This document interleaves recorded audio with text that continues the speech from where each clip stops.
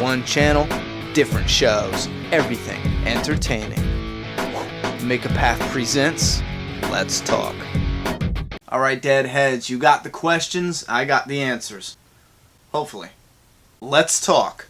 The Walking Dead Q&A 6. Anime for life. I had a very interesting theory that Daryl could become Dwight if Beth and Carol were to die. Tell me what you think about this theory. I noticed there are 3 or 4 questions about Dwight, so I'm going to add them all together right now. Logan Osborne asked, do you think Daryl will transform into Dwight from the comics? And Brandon LC50, do you think that Daryl will leave for a season and fill the role of Dwight when he returns? Having 2 crossbow-wielding people with no sleeve shirts would be kinda dumb. Alright, now, I do not believe that Daryl is going to become Dwight. If anything, they're going to change the look of Dwight, which I don't think will be that big of a deal. I mean, they could keep it kinda similar. Knowing that Robert Kirkman developed the character of Dwight when Daryl was already created and already has a fan base and he's already basically like a symbol. That look is already iconic with The Walking Dead, so they probably have an idea already of how they're going to portray Dwight. Me personally, I think that you're gonna have to change a lot of the story. Think about it, in the comic book, what makes Dwight so interesting is because we never truly know whose side is he on. Is he on Rick's side? Is he loyal to Negan to the end? You know what I mean? Even during All Out War, these are the questions we had. We never trusted him. Even today, even though it's been such a long period of time in the comic book, could Dwight turn at any second? You know what I'm saying? Could Dwight, who knows? You know what I mean? We just don't trust the guy. And I feel that if we make Daryl Dwight, there's so much in the story you would have to change. And at the end of the day, we would know. There'd be no suspense. There would be no what is he gonna do. At the end of the day, we would know that he got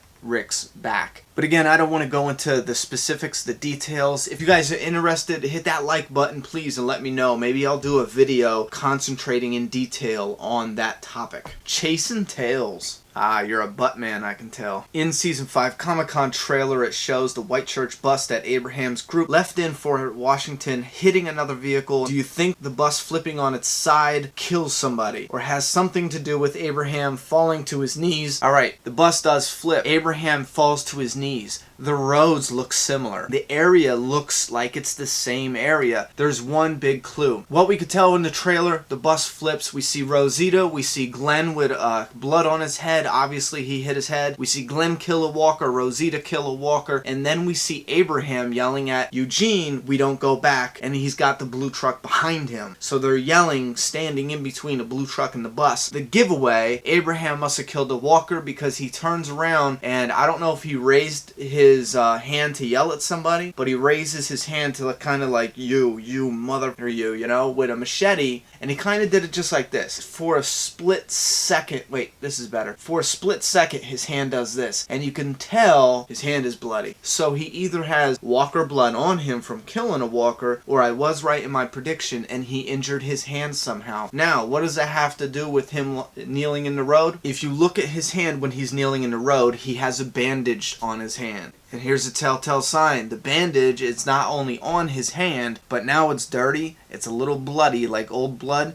and it's partially coming off. Now, could he have started to put it on and then fell to his knees? No, because in another scene, we see him by a fire truck, and guess what? His hand, it's bandaged again, but this time it's clean and it's fresh. Meaning, he had to have wrecked hurt hand, walked somewhere, maybe to the firehouse, got a gauze thing, wrapped his hand up, then something happens which brings him to his knees. That's why they call me the Walking Dead detective.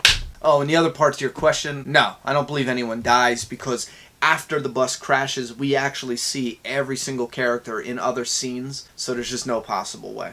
PSN Madman. Speculation has surfaced since the airing of Slab Town that the line Noah said about looking for his uncle could be Morgan. What is your thoughts on this? No.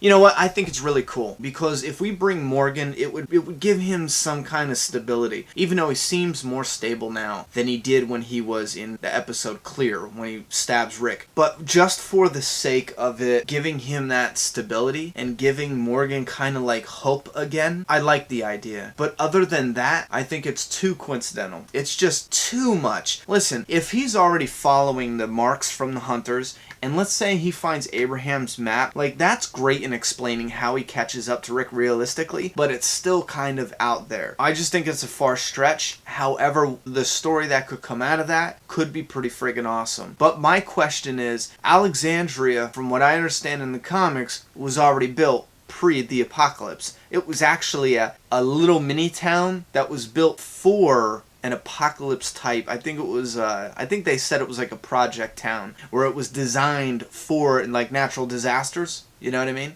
And that's what people forget. I think a lot of people think that they built Alexandria after the apocalypse, but that's not the case. It was kind of there. If that's the case, I just feel like Morgan would have known in season 1 that they have high walls, solar panels, that area is designed for natural disasters, and I believe he would have went there. You know what I'm saying? So that alone just, it makes me think no. Silgo, do you think Carol showing up at the hospital was intentional? As in getting herself caught? And do you think Morgan could be Noah's uncle? Well, I just answered the second part. First part, no, I do not believe it was intentional. She already had her Terminator moment, but this seems like it's too much risk to do something like that. There's too much unknown. You know, unless they talked to Noah and they got all this stuff squared out, I mean, it's possible, but to me it just seems like, why would she go in there to go on the inside when they could wait on the outside, wait for the cops to leave, snatch a cop up, you know, rip his fingers off. Listen, tell us how this place works and functions. Eventually, you can get somewhere from the outside in. So, no, I don't believe. I believe that would be like a last case scenario. William Tibbetts.